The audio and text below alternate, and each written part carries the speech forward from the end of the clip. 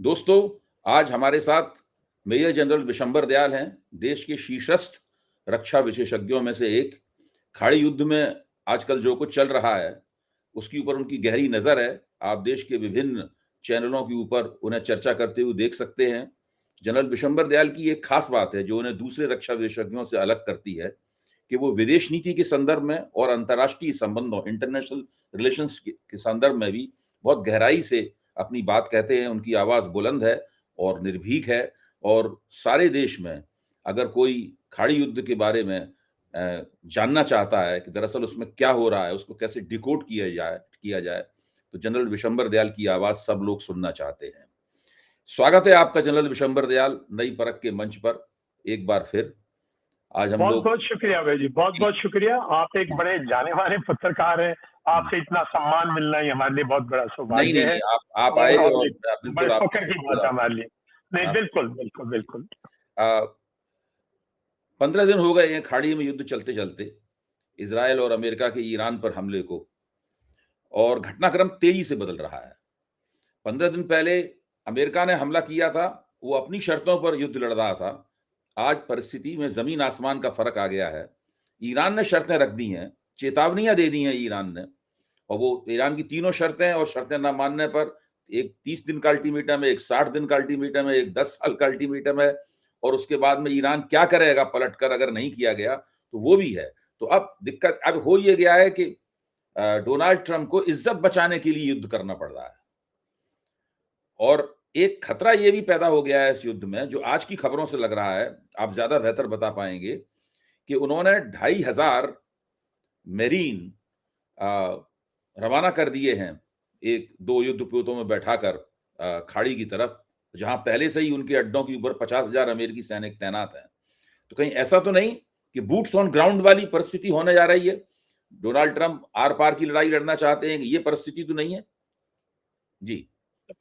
देखिए भाई जी, एक बात तो मानेंगे कि अगर अमेरिका इस युद्ध में आया है और जी। उसने खाड़ी में जो कि इतना, खाड़ी एक बहुत डेलिकेट एरिया है, मतलब एक ऐसा एरिया है जो कि दुनिया का बैलेंस जिस पे डिपेंड करता है, दुनिया की यातायात का केंद्र है, दुनिया के ट्रेड, जितने भी ट्रेड है उसका केंद्र है। मतलब ट्रेड से मतलब सिर्फ लोग ऑयल और नेचुरल गैस पे अटक गए हैं, लेकिन बाकी जो ट्रेड है वो भी तो रेड सी के थ्रू और उसमें सुएज कनाल की जो अहमियत है वो तो हम सबको मालूम है।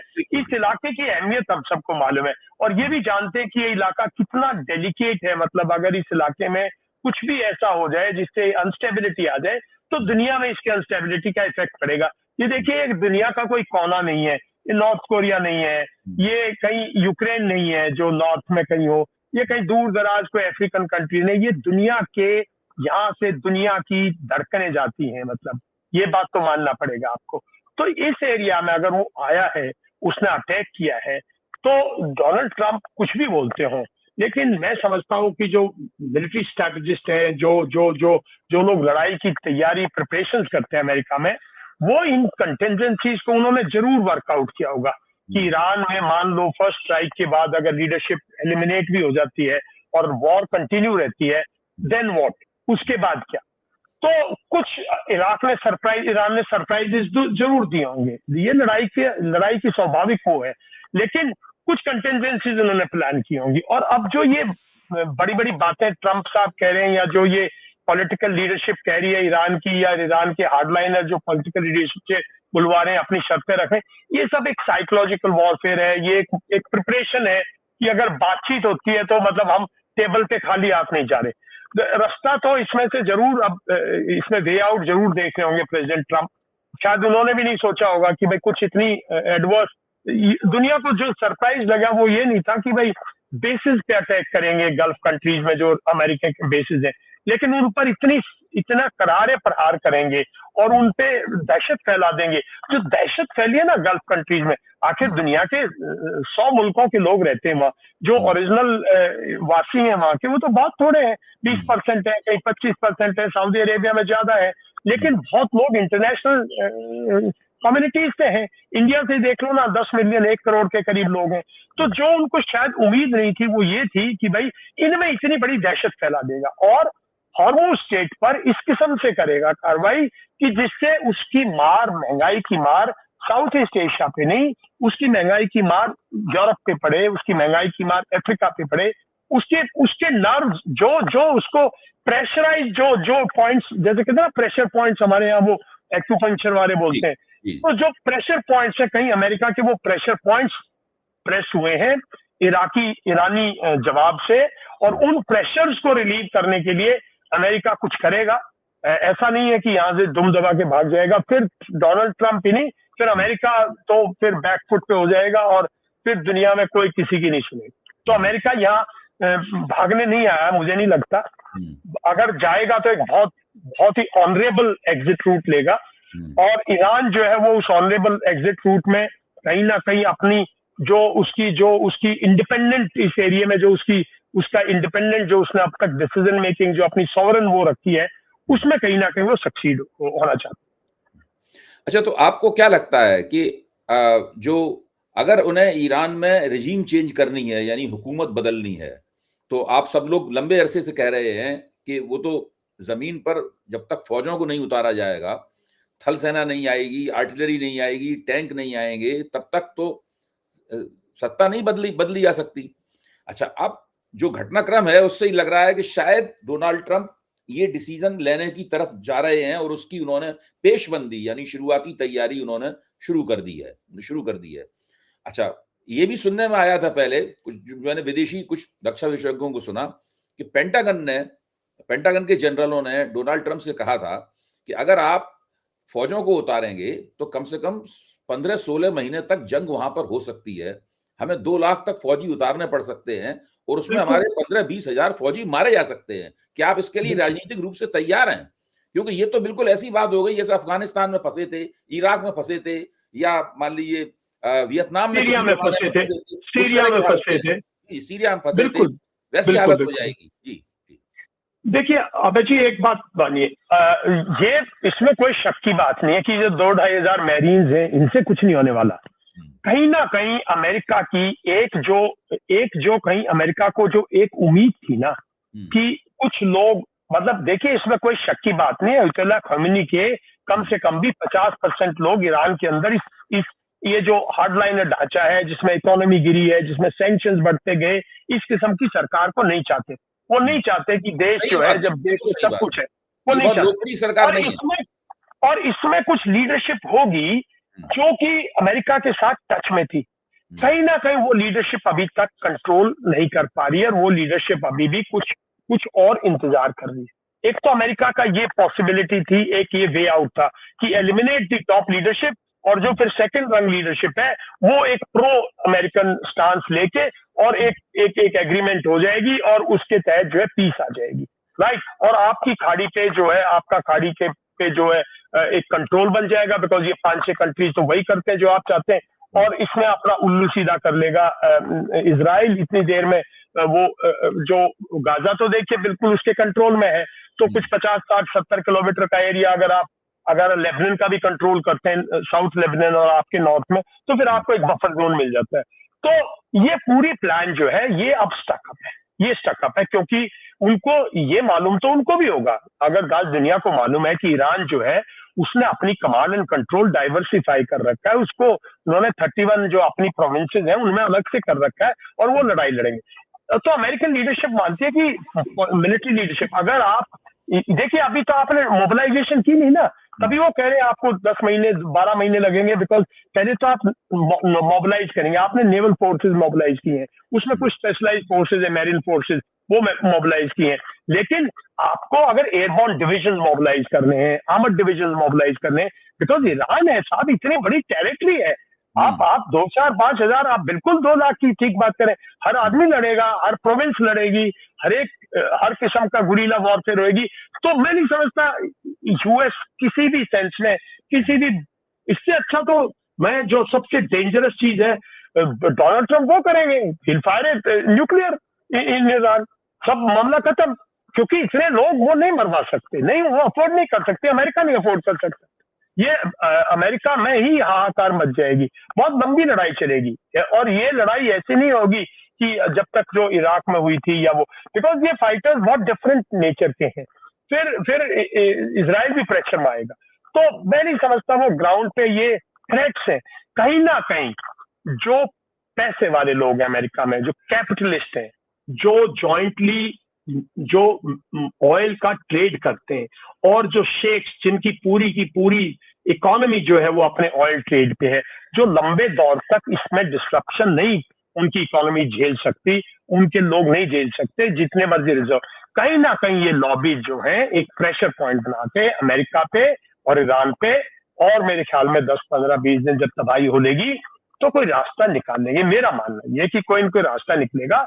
इतनी बड़ी फोर्स जब तक पूरी नाटो इन्वॉल्व नहीं हो जाए तब तक ईरान में मैं नहीं समझता कोई सक्सेस मिलेगी इनको। अच्छा, आप एलिमिनेट कर सकते हैं, आप मार सकते हैं, आप सब कुछ कर सकते हैं, लेकिन दोनों साइड में कैजुअलिटीज होंगी। जी जी, आपने एक अंदेशा बताया कि एक न्यूक्लियर ऑप्शन, एक एटमी विकल्प भी अमेरिका के पास खुला हुआ है। ठीक है, अमेरिका एक बार तो एक दुनिया में एक ही बार एटम बम गिरा है, वो भी द्वितीय विश्व युद्ध के खात्मा होने पर हिरोशिमा और नागासाकी पे गिरा है, वो भी अमेरिका ने गिराया था। हालांकि आज भी लोग कहते हैं कि उसकी जरूरत नहीं थी, लेकिन फिर भी अमेरिका ने गिराया। तो अमेरिका एक बार गिरा चुका है, दूसरी बार भी गिरा सकता है, सही बात है। लेकिन जब ईरान के ऊपर एटम बम अमेरिका गिराएगा तो ईरान के अड़ोसी पड़ोसी देश भी कोई जो रेडियो एक्टिविटी होती है वो कोई उसको सीमित नहीं किया जा सकता है। तो बिल्कुल नहीं, तो वो करेगा, उस किस्म की करेगा। नॉर्थ में, कहीं नॉर्थ वेस्ट में कहीं ऐसी जगह करेगा ना जहाँ पे गल्फ कंट्रीज पे, मतलब जो गल्फ है उस पर असर ना पड़े, और नॉर्थ में और कुछ और रीजन में, या कोई टेक्टिकल स्मॉलर कोई ऐसी चीज, कुछ न कुछ तो दहशत को फैलाएगा ना जिससे ये घुटनों पे आए, या जिससे ये निगोशिएटिंग टेबल पे आए। बगैर क्योंकि देखिए ट्रंप वैसे तो नोन है कि वो बगैर कुछ उसके भी कई बार विड्रॉ कर जाते हैं, स्ट्रेटेजिकली विड्रॉ कर जाते हैं, उनको कोई शर्म नहीं आती और वो विड्रॉ कर जाते हैं। पिछली टर्म में अगर आपने देखा नॉर्थ कोरिया से भी वो विड्रॉ कर गए, आप देखें नेगोशिएशन से। अब वो जब ग्रीनलैंड पे जब ज्यादा शोर शराबा होने लगा वो विड्रॉ कर गए। ठीक, चाइना के साथ उन्होंने टैरिफ पे इतना शोर किया, अल्टीमेटली वो कॉम्प्रोमाइज कर गए। उनका ऑब्जेक्टिव बड़ा रखते हैं, मतलब दिखाते बड़ा है, लेकिन उनका कोर ऑब्जेक्टिव मेरे ख्याल में कहीं ना कहीं वो कॉम्प्रोमाइज है, उसमें कर लेते हैं कि इस शॉट पे तो वो एग्जिट रूट रखते हैं। लेकिन इस टाइम पे अगर वो एग्जिट रूट करते हैं तो फिर एक बहुत बड़ी दुविधा है। देखिए, इसका मतलब ईरान में हार्डलाइनर्स की चलेगी। अगर ईरान में हार्डलाइनर्स की चलेगी तो ईरान में स्टेट ऑफ हॉर्मुज पे हार्डलाइनर्स आगे से और स्ट्रिक्ट कंट्रोल करेंगे। हो सकता है वो राशन कार्ड देने लग जाए, एक दिन में इतने शिप इसकी जाएंगी, इतने शिप इसकी जाएंगी। तो वो क्या मंजूर है दुनिया को? या वो और हिजबुल्ला और हमाज में और मतलब अगर वो करते हैं, मतलब जिस किस्म से फंड कर रहे हैं उनको, जिस किस्म से उनको हथियार भेज रहे हैं, अगर और करते हैं तो इस इलाके में तबाही मचेगी, वो भी मंजूर नहीं है। तो ये एक बहुत सेंसिटिव एरिया को आपने डिस्टेबलाइज किया। आप इसको इस हालात में छोड़कर मेरे ख्याल में अमेरिका नहीं भाग सकता, और अगर भागेगा तो इसके बहुत सीरियस इम्प्लीकेशंस होंगे। अमेरिका जो है वो इसके बाद जो है दुनिया में कोई नहीं सुनेगा किसी की, यूएन वैसे ही बेकार हो चुका है, और जो फिर चाइनीज हेजमनी है कि भाई through economic corridors keep blackmailing countries and keep making countries को वीक करते जाओ, और कंट्रीज को जो है, चाइना की पॉलिसी भी तो बहुत कोई अच्छी पॉलिसी थोड़ी है, मतलब खुद की करते जाओ, दुनिया की तबाही कर दो, वो भी उनकी अपनी अलग से एक्सपेंशनिज्म है, तो वो फिर और बढ़ के बोलेगी। लेकिन आज के दिन जो उसका मकसद था, चाइना को कहीं थोड़ा सा आइसोलेट, चाइना को कहीं मार्जिनाइज करना और रशिया को आइसोलेट करना, उसमें वो कहीं हद तक थोड़ा सक्सेसफुल हो रहा है, ऐसी बात नहीं है। रशिया से लोग तेल जरूर लेंगे, लेकिन अगर ईरान डिमोलिश होता है तो रशिया का एक बहुत बड़ा साथी जाता है ना। तो रशिया के पास तो फिर वेनेजुला गया, क्यूबा गया, सब धीरे धीरे, कल अल्जीरिया, इनकी सबकी बारी है। तो वो एक रशिया को आइसोलेट करता है। अल्टीमेटली बीच में जरूर गेन होएगा रशिया, और चाइना और रशिया क्लोज आएंगे। रशिया से ऑयल, चाइना और उनकी तो पाइपलाइंस है क्रूड, तो चाइना तो ऑल्टरनेटिव ढूंढेगा, इसमें रशिया को रिलीफ मिलेगा, लेकिन चाइना को सेटबैक जरूर मिलेगा। हमें सेटबैक मिलेगा हमारे रीजन में हम सबसे गरीब रीजन में है। साउथ ईस्ट एशिया दुनिया का एक बहुत गरीब रीजन है यहाँ पे। तो यहाँ पे सब जब ये नेचुरल गैस की जब किल्लत आती है तो जब LNG और LPG की किल्लत आएगी, तो यहाँ यहाँ यूरिया की किल्लत आएगी, तो एग्रीकल्चर भावी स्टेट्स हैं, इनमें कंट्रीज हैं, यहाँ बहुत असर पड़ेगा, इंडिया पे असर पड़ेगा। कोई माने ना माने, वो हमारी अपनी दुश्मनी ठीक है, लेकिन पाकिस्तान पे असर पड़ेगा, बांग्लादेश पे असर पड़ेगा, म्यांमार पे असर पड़ेगा, श्रीलंका पे असर पड़ेगा, नेपाल, भूटान, अब गिनते जाओ कंट्रीज पे। तो ये जो वो प्रेशर पॉइंट हॉर्मूज का है, ये बहुत सेंसिटिव है। तो ये एक मुद्दा है जिसपे मैं नहीं समझता अमेरिका इतना जल्दी वापस जाएगा, हार के वापस जाएगा या ईरान के हवाले छोड़ जाएगा। ये आपकी बात बिल्कुल मुझे सही लग रही है, लेकिन इसमें एक छोटा सा एक और चीज इसकी तरफ मैं आपका ध्यान खींचूंगा, वो ये है कि डोनाल्ड ट्रंप के पास समय कम है। नवंबर में उनके मध्यावधि चुनाव होने वाले हैं, जिसमें पहले से अंदेशा ये था कि चूंकि उन्होंने अपने कोई वायदे पूरे नहीं किए, उन्होंने कहा था हम ये चीज अंडे सस्ते कर देंगे, ये कर देंगे, वो कर देंगे, वो कुछ हुआ नहीं है अभी तक, और वो दूसरे दूसरे कामों में लगे हुए हैं। तो जनता में बेचैनियां बढ़ती जा रही हैं, और जो अमेरिका की दूसरी राजनीतिक शक्तियां हैं वो भी चाहती हैं कि भाई इस बंदे को थोड़ा सा कंट्रोल किया जाए, वरना ये तो बिल्कुल हाथ से निकला जा रहा है और जो मन में आया कर रहा है। सब लोग खुश नहीं है, रिपब्लिकन पार्टी वाले भी इस खतरे को देख रहे हैं कि पता नहीं क्या क्या से क्या कर देंगे ये।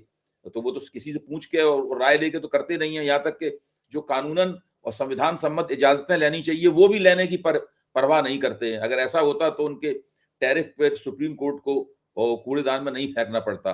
तो डोनाल्ड ट्रंप भी अपने राजनीतिक कैरियर के एक बहुत ही नाजुक मुकाम पर खड़े हुए हैं। ये बात सही है, उनके लिए कदम वापस खींचने का मतलब है अमेरिका की सारी दुनिया में जो चौधराहट है, उस चौधराहट में बहुत बड़ा डेंट लगेगा। ये बात बिल्कुल सही है आपकी। लेकिन अगर ये युद्ध और लंबा खिंच गया तो सबसे ज्यादा नुकसान नवंबर के मध्यावधि चुनावों में डोनाल्ड ट्रंप को हो सकता है, और वो एक लेम डक प्रेसिडेंट बन सकते हैं, जिसकी हद उनके खिलाफ इंपीचमेंट तक जा सकती है। ऐसा जनरली आमतौर पर विशेषज्ञों का कहना है। ये तो उनकी समस्या है डोनाल्ड ट्रंप की, तो वो बहुत छोटे समय में ही उन्हें कुछ ना कुछ कमाल करके दिखाना है।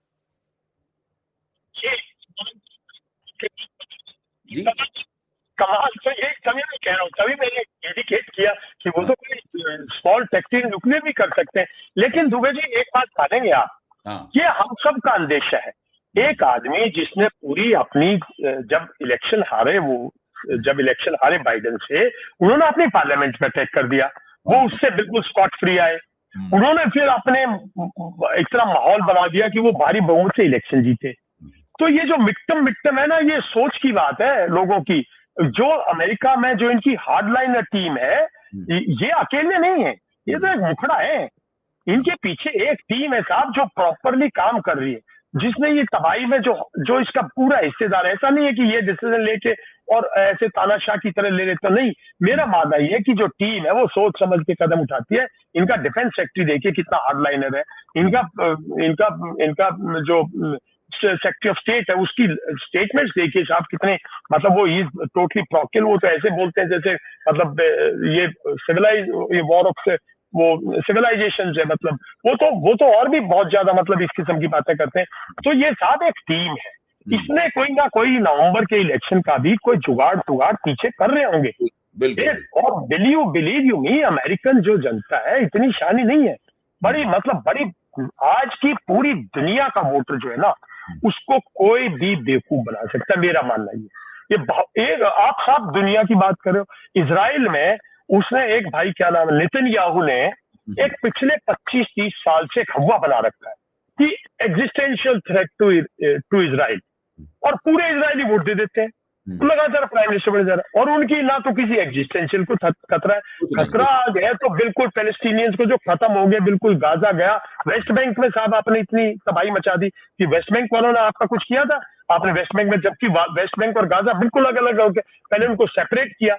आप अपनी मनमानी करो, लेकिन लोगों में एक हवा बना रखा है कि भाई आप एग्जिस्टेंस को खतरा है, और नेतन्याहू गए तो दुनिया में देश का आप यहूदी खत्म हो जाएंगे। तो ये जो लोग हैं ना, जो इस किस्म की जो पॉलिटिकल एक हवा बनाने का जो है, जो एक एटमॉस्फेयर क्रिएट करने का वो है, लोगों में एक इस किस्म की वीकनेस जो है उसको एक्सप्लॉइट करने का जो पॉलिटिशियंस का है। अगर आप देखें यूरोप में कितने पॉलिटिशियंस इसको एक्सप्लॉइट कर रहे हैं। दुनिया में 50 कंट्रीज ऐसी हैं जहां के राजा महाराजा डेमोक्रेटिकली इलेक्टेड है, लेकिन पिछले 30 साल से कुर्सी छोड़ने का नाम नहीं ले रहे। इनमें आखिरी कड़ी में चाइना आ गया, ठीक, वो भी शायद 36 तक या 40 तक या 55 तक, कब तक चलेगा भगवान जाने।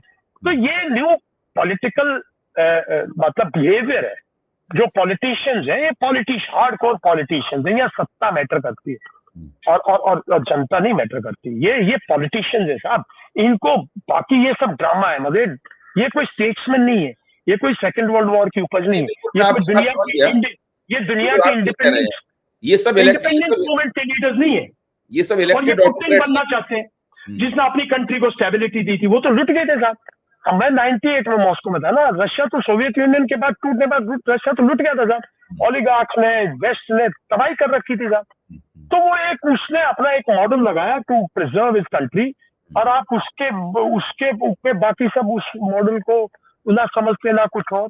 ऐसा नहीं है। और उसने रशिया को बहुत प्रॉस्पेरिटी दी। अब और ये जो वॉर थी, ये भी कहीं ना कहीं बहुत क्लियरली इंडिकेट हुआ होगा कि अगर आप नहीं तो वो करेगा, नाटो आके बैठ जाएगा। कुछ ऐसी एफएसबी ने और उनकी जीआरयू वगैरह ने कुछ ऐसी इनपुट्स दी होंगी प्रेसिडेंट को, वरना वो इस किस्म की नहीं करते। तो सब प्रेसिडेंट पुतिन बनना चाहते, ठीक है। तो ट्रम्प साहब भी, आई कैन अश्योर यू, वो भी थर्ड टर्म की तैयारी कर रहे हैं। आप मिड टर्म की चिंता कर रहे हो।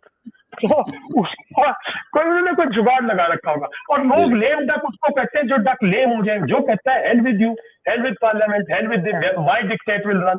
और उसने अपनी टीम तैयार कर रखी है, उसने अपनी सेंट्रल एजेंसी तैयार कर दी। जैसे हमारे यहाँ लोग कहते हैं ईडी, ये वो, उसने तो अपने यहाँ तैयार कर रखे हैं। उनको वो डायरेक्टली स्टेट्स में इंटरवीन करने लगे। फर्स्ट टाइम एक प्रेसिडेंट है किसी स्टेट्स में इंटरवीन करता है। तो उसके अपने मुद्दे हैं, और वो उसमें जो आदमी अपनी स्वेरिंग इन सेरेमनी पे अपनी पार्टी के एक्स प्रेसिडेंट्स को, पिछली पार्टी के एक्स प्रेसिडेंट्स को बिठा के बोले तुम बिल्कुल यूजलेस थे, तुम लोगों ने अमेरिका तबाह कर दिया, और मैं जो आज से अब ये गोल्डन पल्स स्टार्ट हुआ। उनको बोल रहा है, ओबामा भी बैठा है वहां, बाइडन भी बैठा है वहां। उसने थोड़ी गालियां दी थी उनको इनडायरेक्टली, कौन सी डिप्लोमेटिक लैंग्वेज की थी। तो आप क्या उम्मीद कर रहे हो साहब? आप लोग मतलब दुनिया बहुत, मुझे नहीं लगता वो ऐसे जाएगा तो मैं कह रहा हूँ कुछ ऐसा कर जाएगा, देखना बहुत बड़ा नुकसान कर सकते। तो ट्रम्प की जुगाड़ के बारे में तो आपने बहुत अच्छा बताया और बिल्कुल नई किस्म का विचार दिया, लेकिन भारत में मोदी जी की जुगाड़ क्या है, इसके ऊपर भी हम लोगों को गौर करना पड़ेगा। क्योंकि ये लोग क्या सोच रहे हैं, किस तरीके से लोग आगे बढ़ रहे हैं, क्योंकि अभी तक इनकी जो भी नीतियां रही हैं, खासतौर से इस खाड़ी युद्ध के बारे में, वो तो एक तरफा रही हैं। अमेरिका और इजराइल के पिछलग्गू वो दुमछल्ले बने हुए नजर आते हैं।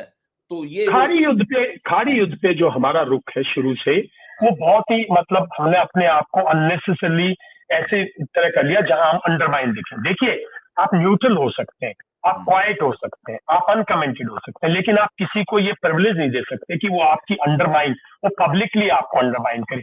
अमेरिका ने पब्लिकली हमें अंडरमाइन करने की कोशिश की है, और इससे मतलब और इस किस्म की जो स्टेटमेंट प्रेसिडेंट ट्रम्प इशू कर रहे हैं, तो साहब ये स्टेटमेंट्स देश की ओवरऑल देश की छवि के लिए अच्छे नहीं है। मतलब इसमें ये कह देना कि भाई हम inactive is also a policy, foreign policy to stay quiet. मैं नहीं कह रहा आप युद्ध में उलझ जाइए, मैं नहीं कह रहा, हम लोग ऐसा नहीं कह रहे कि भाई आप वो, लेकिन अगर आप लोग रियली में देखें तो जनवरी में ये बादल सबको दिख रहे थे कि भाई ये बिल्टअप हो रहा है। ये बिल्टअप कोई एक्सरसाइज के लिए तो हो नहीं रहा था। कोई ट्रम्प साहब जब आप वहां से अब्राहम लिंकन अपने एयरक्राफ्ट कैरियर को मूव करते हैं और खाड़ी में भेज रहे हैं, जब आप गैरट फोर्ड को मूव करते हैं, जब आप उनके साथ अनदर 32 शिप्स मूव कर देते हैं, जब आप इतना बिल्डअप करते हैं, और नोइंग इजराइल पास, नोइंग की गाजा में आज भी वो जो मर्जी कर रहे हैं, गाजा में उनकी मर्जी से आवाज जा रहा है, नोइंग दिस, मैं समझता हूँ नॉट ओनली इंडिया, पूरा ब्रिक्स फेल हुआ है। इन लोगों को ये किस बात का ब्रिक्स, किस बात का साउथ को क्या था G20, किस बात का साथ, देश का पैसा किस चीज पे आप बेकार कर रहे थे G20 में। एक वो शेरपा कह रहे थे हमने ये स्टेटमेंट साइन करा ली, ये करा, where is that, what is the value of that? Financial terms में उसकी वैल्यू क्या है? देश की इस टाइम पे छवि पे उसकी वैल्यू क्या है? ये वैल्यू थी। अब नहीं, अब लड़ाई स्टार्ट होगी, अब कुछ नहीं, अब आपका कोई वो नहीं। अब तो जो करेंगे ये शेख्स मिलके और वो अमेरिका के कुछ कैपिटलिस्ट करेंगे। आपका वक्त था जनवरी में, आपका वक्त था साहब फरवरी में, आपका वक्त था कंबाइंड एफर्ट करने का दुनिया का।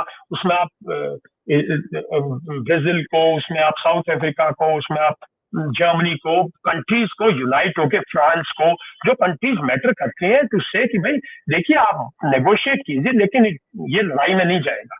अगर ये लड़ाई हुई तो ये रिपरकशन है, दुनिया को मंजूर हुई। प्रेशर को पहले डालना पड़ता है, दिखाना पड़ता है। देखिए गांव का एक जमींदार भी 3-4 बड़े बड़े हथियार लेके रहता था कि भेड़िया अंदर ना घुस जाए उसमें, वो दिखाता है, दिन भर दिखाता है। तो दिन में पूरे जनवरी में दुनिया ने दिखाया नहीं डोनाल्ड ट्रंप को कि आप गलत स्टेप उठाने जा रहे हैं। तो वो अपने आप में एक डिप्लोमेटिक फेलियर नहीं है कंप्लीटली। उसमें क्या दोष है? कह रहे साहब हम किसी के साथ नहीं, हम युद्ध के साथ नहीं, हम तो युद्ध के साथ है। अरे युद्ध के साथ नहीं है मतलब, हम तो पीस के साथ, दुनिया पीस के साथ है। लेकिन पीस के साथ के लिए आपने किया क्या? अल्टीमेटली आपने क्या किया? मैं कह रहा हूँ चाइना, इंडिया, रशिया, सब ब्रिक्स, कंप्लीट ब्रिक्स, आखिर it is affecting our countries. तो इसमें कहीं ना कहीं इसमें कोई किसी को चल। और एक बात सुनिए आप, देखिए साहब हम लोग 70s 80s में स्टूडेंट्स के तौर पे यहाँ देश देखे है ना। हाँ, तो उस टाइम तो वो कांग्रेस की बिल्कुल एक वन साइडेड, जैसे आज बीजेपी पावर में, वो भी बिल्कुल पावर में थे, लेकिन थोड़े से कम्युनिस्ट थे, थोड़े से जनसंघी थे, थोड़े से बीकेडी के चरण सिंह वगैरह, वो ऐसा माहौल कर देते थे कि दुनिया को लगता था कि भाई भारत में ऐसा नहीं है कि आपके लोग खिलाफ नहीं है। आज अमेरिका को किस ढंग से लगेगा कि ये सरकार को बहुत सोच समझ के आप, क्योंकि जो आपकी 5-6 स्ट्रेटेजिक ट्रीटी है और भारत उनको ऑनर करता है और भारत चाहता है अच्छे रिश्ते बनाए, लेकिन भारत के अंदर एक बहुत बड़ा दड़ा है जो कह रहा है अमेरिका को खदेड़ फेंको, अमेरिका गलत है, अमेरिका। आप वो आवाजें तो उठे नहीं दी ना, अब वो पार्लियामेंट से वो आवाजें अगर उठे, आपका क्या है? हर कोई ये सोच रहा है कि अगर मान लो हम अमेरिका का विरोध कर रहे हैं, हम कह रहे हैं इसराइल गलत कर रहा है, हम अपनी सरकार को गलत करें, खड़े करें, नहीं, हम तो उनको गलत कटकड़े खड़े कर रहे हैं यार। क्यों उनको डिफेंड करते हो? गलत कर रहा है, उसने सॉवरेनिटी वायलेट की है इसराइल, ईरान की नहीं की उसने। एक नेगोशिएशन चल रही है, उनका फॉरेन मिनिस्टर आपके वाइस प्रेसिडेंट को कह रहा है जो आप कहेंगे हमारे पास न्यूक्लियर पे, एनरिचमेंट पे, जो आप कहेंगे हम करेंगे, हम आपके साथ हैं। तो उसके बाद साहब आपने क्यों नहीं उसको, और फिर आपने एकदम 28 तारीख को आपने तहस नहस लड़ाई स्टार्ट कर दी। तो ये इश्यूज है। अच्छा, तो ये आपने कहा कि अगर होर्मुज के ऊपर इसी तरीके से ईरान का कंट्रोल बना रहा तो वो तो सारी दुनिया को राशन कार्ड देना शुरू कर देगा कि हम आपको इतने देंगे। बिल्कुल हार्डलाइनर्स का अगर इस तरह से थमा दिया है, पहला राशन कार्ड तो भारत को ही थमा दिया है कि अब आपका एक जहाज आएगा या 2 जहाज आएंगे, कब चलेंगे, क्या चलेंगे, यानी भारत पे तो ईरान का राशन लग चुका है। वो देखिए, वो मेरे ख्याल में एक टेम्परेरी फेज है, बिकॉज वो इतनी तंग जगह है, लड़ाई चल रही है, दुनिया भर के वहां वेट कर रहे होंगे मेरे ख्याल में। तो वो अपने हिसाब से उसकी प्रेफरेंस चाइना रहेगी, बिकॉज चाइना, देखिए आप 2019 से विड्रॉ कर गए थे वहां से। 2019 में तो कोई ऐसा प्रेशर नहीं था ना, ट्रंप का ही प्रेशर था, सिर्फ ट्रंप नए प्रेसिडेंट बने थे, वो विड्रॉ कर गए थे न्यूक्लियर ट्रीटी से। ओबामा ने जो ट्रीटी की थी उन्होंने कहा this is throw it in dustbin. तो आप उस दौर से निकल के आए। अगर आप उस दौर से निकल के आए थे तो आपने 2019 में आप विड्रॉ कर दिया, आपने तेल लेना बंद कर दिया। छाबार पे भी काम नहीं हुआ है कुछ, अगर 4-5 साल में देखें तो वो उसमें कोई प्रोग्रेस नहीं हुई है, वो एक स्टैटिक सा प्रोग्राम रहा है। तो वो ये एक टेम्परेरी फेज है, बट अल्टीमेटली नहीं, मैं नहीं समझता कि अल्टीमेटली ईरान इंडिया, देखिए आप जी आप अपने दर्शकों को बताने की कोशिश कीजिए, आपकी दुश्मनी तो चाइना और पाकिस्तान से, पाकिस्तान से कोई माने ना माने, पाकिस्तान फुली सपोर्टेड है चाइना से। तो आपका 36 का आंकड़ा तो चाइना से और पाकिस्तान से तो है ही है। आपका अनसॉल्व बॉर्डर इशू है जो, और वो टेररिज्म को सपोर्ट करता है, स्पॉन्सर करता है, कोई शक की बात, दो राय नहीं है इसमें ना। लेकिन और उसके साथ किसने और सिंदूर में खुल के आया? टर्की और अजरबैजान।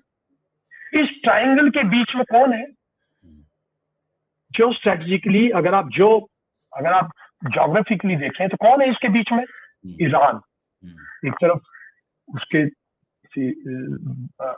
एक तरफ अपना टर्की है, एक तरफ उसके पाकिस्तान है और एक तरफ उसके अजरबैजान है। और शुक्र करो ये तो कि भाई अफगानिस्तान में थोड़ी तालिबान से हमारे रिलेशन अच्छे हुए और तालिबान का पाकिस्तान का 36 का आंकड़ा हो गया। वरना इसके बीच में अगर कोई कंट्री हमें कल्टीवेट करनी चाहिए ना पूरे इसको तोड़ने के लिए चेंज, तो साहब ईरान है, ना कि इजराइल। इजराइल एक कोने पे बैठा है, मेडिटेरेनियन पे बैठा हुआ है, आउट ऑफ हमारा उसका कोई लैंड कंट्रोल नहीं, उससे हम कुछ टेक्नोलॉजी ले रहे हैं, उसके उसके बिजनेसमैन बेच रहे हैं, कुछ टेक्नोलॉजी हो सकता है कुछ और हमने कुछ उसने हमें टीओटीज दी हो, कुछ उसने हमारे साथ शेयरिंग की हो, लेकिन वो तो $20 बिलियन का ट्रेड तो चाइना के साथ भी करता है। ये टेक्नोलॉजी जो आपको दे रहा हूँ तो चाइना भी ले रहा है उससे ये टेक्नोलॉजी नो, और आपसे ज्यादा ले रहा है, आपका उसका तो 4-5 मेरे ख्याल में $4 बिलियन का भी ट्रेड नहीं है टोटल, और उसका चाइना का $20 बिलियन का ट्रेड है। लेकिन अगर किसी पे हमें फोकस करना चाहिए स्ट्रेटेजिकली, किसी को हमें कल्टीवेट करना चाहिए। देखिए दोस्ती तो कल्टीवेट करने से बनती है ना, दुश्मन के पीछे उसमें कई बार कुछ अपने आपको कुछ तो देना पड़ता है, कुछ तो सेक्रीफाइस करना पड़ता है ना, कहीं खड़ा होना पड़ता है, दूसरे को दिखना पड़ता है।